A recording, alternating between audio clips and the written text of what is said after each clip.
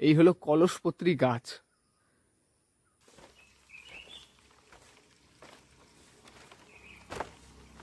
আর জায়গায় জায়গায় গোটা গ্রামের সমস্ত জায়গায় জায়গায় এরকম দেখুন বসার জন্য জায়গা করা রয়েছে। হ্যালো বন্ধুরা, good morning from Mawlynnong village. কাল রাত্রে আমরা মাউলিলং ভিলেজে স্টে করেছিলাম। এশিয়ার সবথেকে পরিষ্কার গ্রাম। তো এশিয়ার সবথেকে পরিষ্কার গ্রাম থেকে আপনাদেরকে সুপ্রভাত জানাই। তো ট্র্যাভেল উইথ সায়ন্তর আরও একটা নতুন ভিডিওতে আপনাদেরকে স্বাগত। তো এখন বাজে সকাল 7:20। আমাদের স্নান করে একদম ব্যাগ ট্যাগ গোছানো হয়ে গেছে। একটু পরে আমরা এখান থেকে চেক আউট করে আজকে চলে যাব চেরাপুঞ্জির দিকে। তো এই সকালবেলার সময়টা এই গ্রামটা কতটা সুন্দর লাগছে সেটা আপনাদেরকে দেখাবো, চলুন। তো এরকম একটা গ্রামে সারা রাত কাটানোর পরে এরকম সকালবেলা আবার আমরা হাঁটতে বেরিয়েছি। এইটা যে অন্তত আমাদের 6 থেকে 7 রাউন্ড গোটা গ্রাম ঘুরে দেখার। তো জাস্ট অসাধারণ, ভাষায় প্রকাশ করা যাবে না, এত সুন্দর একটা গ্রাম। আর সেখানে রাত্রি যাপন করা। আর সব থেকে বড় কথা, কালকে রাত্রে রিয়াঙ্কা শুয়ে পড়ার পরে আমি রাত্রিবেলা 11:30টার সময় গোটা গ্রামটা একবার পায়ে হেঁটে ঘুরেছি। আর রাত 11:30টার সময় হাঁটার পরে আমি একটা জিনিস অনুভব করলাম, রাত্রি 8টা 8:30টার সময় আমরা যখন ঘুরছিলাম তখন আর রাত 11:30টার মধ্যে কোনো রকমই ডিফারেন্স নেই। গ্রাম একইভাবে একই রকমই নিস্তব্ধ ছিল। মানে মোটামুটি সূর্যের আলো পড়ে গেলেই এই গ্রামের নিস্তব্ধতা যেরকম হয়, মাঝরাতেও এই গ্রামের নিস্তব্ধতা সেরকমই থাকে। কোনো ডিফারেন্স হয় না। চারিদিকে শুধু ঝিঝির ডাক আর সুন্দর মাঝে মাঝে গাড়ির আওয়াজ, জাস্ট অসাধারণ। তো এইদিকে ওখানে যেরকম একটা ট্রি হাউস ছিল, এইদিকে আরেকটা ট্রি হাউস আছে। এটা অতটা সুন্দর নয়। তো এইখানেও আরেকটা ট্রি হাউস আছে। তো দুটো ট্রি হাউস আছে এই গ্রামের মধ্যে, যদিও দুটোতেই এন্ট্রি ফি আছে আলাদা করে, 20 টাকা করে এন্ট্রি ফি। আর এই ট্রি হাউস দুটোতে উঠে খুব সুন্দর ভিউ পাওয়া যায়। তো ট্রি হাউসটা এখনও বন্ধ আছে দেখলাম। তো জানি না কখন খুলবে, বেশি লেট করা যাবে না। যদি খুব দেরি হয় তাহলে ট্রি হাউসে উঠে এইবার ছবি তোলা যাবে না।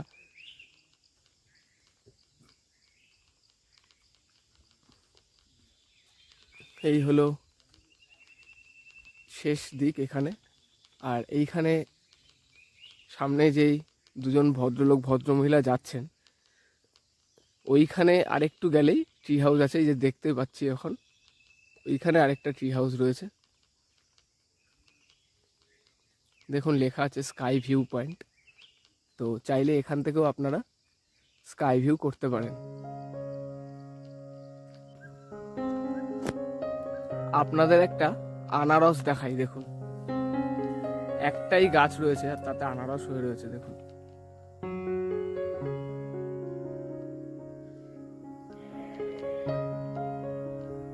এটা হলো যেই দিকে যাচ্ছি, এই দিকটাই হলো মানে ট্যুরিস্টদের গাড়ি এসে পার্ক করা হয়। আর এখানেই হলো কালকে রাত্রে আপনাদের দেখিয়েছি যেটা হলো মার্কেট, মানে জাস্ট কয়েকটা ছোটোখাটো দোকান। আর জায়গায় জায়গায় গোটা গ্রামের সমস্ত জায়গায় জায়গায় এরকম দেখুন বসার জন্য জায়গা করা রয়েছে। তো এখন এত সকালে বেরিয়েছি, একটাও ট্যুরিস্টের গাড়ি আসেনি, যার জন্য খুব সুন্দর লাগছে। কালকের সন্ধ্যেতেও আমরা এরকমই ঘুরেছি, কোনো ট্যুরিস্ট ছিল না, খুব সুন্দর লাগছিল।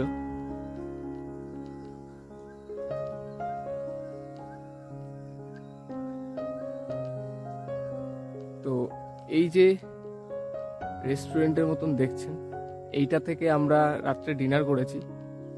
খাওয়া দাওয়া বেশ ভালো ছিল, দাম যদিও একটু বেশি সব কিছুই এখানে, তো সেটা কিছু করার নেই, কিন্তু খাওয়া দাওয়ার কোয়ালিটিটা ভালো ছিল। এই দেখুন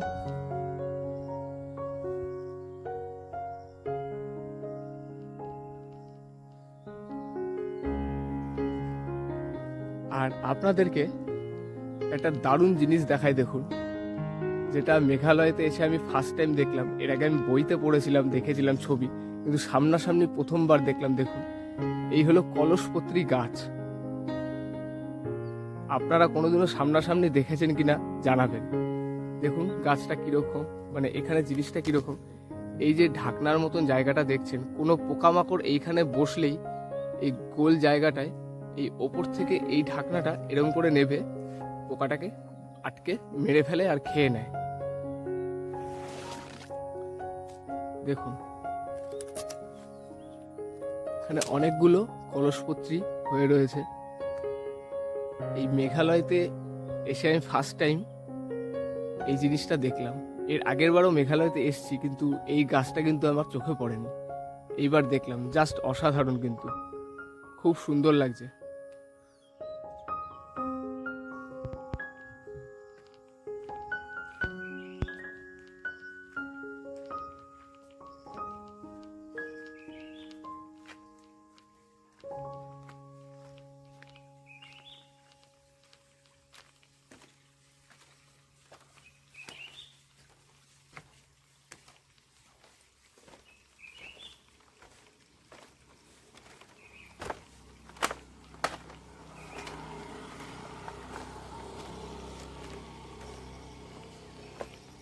তো এইটা হলো একটা খেলার মাঠ।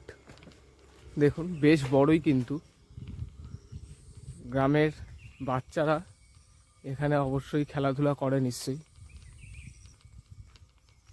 আর মাঠের ঠিক পিছনেই দেখুন একটা চার্চও রয়েছে।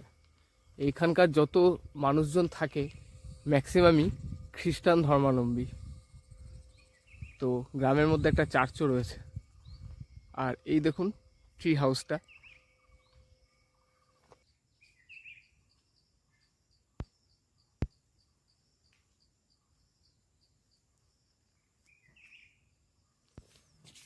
এই গ্রাম কেন এত পরিষ্কার থাকে দেখুন।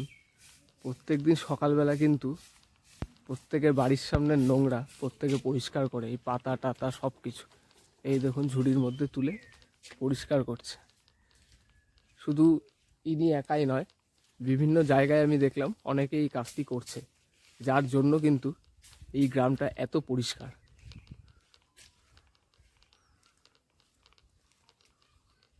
গতকাল আমি এই জিনিসটাই 20 টাকা দিয়ে কিনে খেয়েছিলাম রুট ব্রিজের ওখানে। সেটাই দেখুন রাস্তায় কিন্তু ভরে পড়ে রয়েছে। এইটা হলো সেই গাছ, গাছেও প্রচুর হয়ে রয়েছে ওপরের দিকে।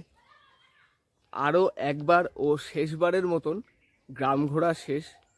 আর বাম্বু ট্রি হাউসটা ওঠা হলো না, কারণ ওটা 9টার আগে খুলবে না।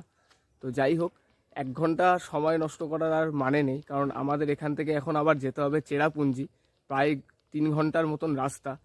তো সকালবেলার গ্রাম আপনাদের কেমন লাগলো সেটা অবশ্যই কমেন্ট করে জানাবেন। তো এখন চেরাপুঞ্জি যাব, আর যেতে যেতে এইখানকার রাস্তার যে প্রাকৃতিক সৌন্দর্য চেরাপুঞ্জির, সেটা আপনাদেরকে দেখাতে থাকবো। তো দেখতে থাকুন আর সঙ্গে থাকুন ট্র্যাভেল উইথ সায়ন্তর।